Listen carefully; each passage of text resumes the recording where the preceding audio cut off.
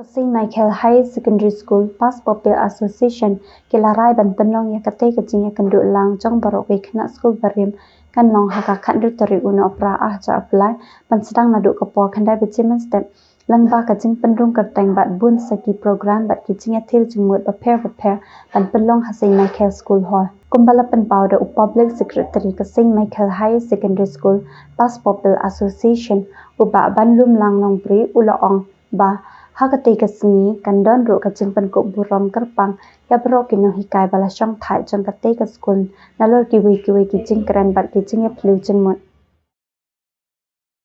Nakalian ka St. Michael Higher Secondary Past Pupil Association in sini. Hingga ka rai jong ka extra committee.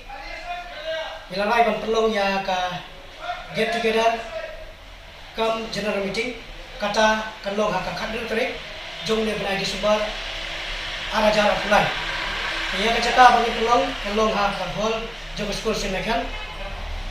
De apor bersedang kanlong apor kendai step dah kami sedang dah registration ya baru kinang iwan ya simata sya kete ka get together.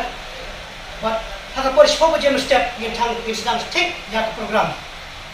Ke kumta nakaliam ka association dijungi ni larai ban pelong ya sibun ki program hakte kasni pat kum juru yin ai ya ka jiput ku buram ya kinoi kai jungi ki balai kai hakte school ka jungi ki ba mangi kum kita kina school ni layo e ki ji kai limba ka jing hikai ki jungki te kum ta na kaliam ka shen ka jungi ni khot ni wer ya phi baro ki longkami ki longpa ki kun sama ki bade ki samla pude jong kani ke school St. Michael hatipor ki pemencuah ba phirso bha banyawan ban yasim benta hakate ke program ba limba ka jingawan ke jongpi kan pelong yang te ke program jongi ke bajok patkum sebentaru ba kate ka jingthu ke jongi kalong ban kentiu ya ke school ke jongi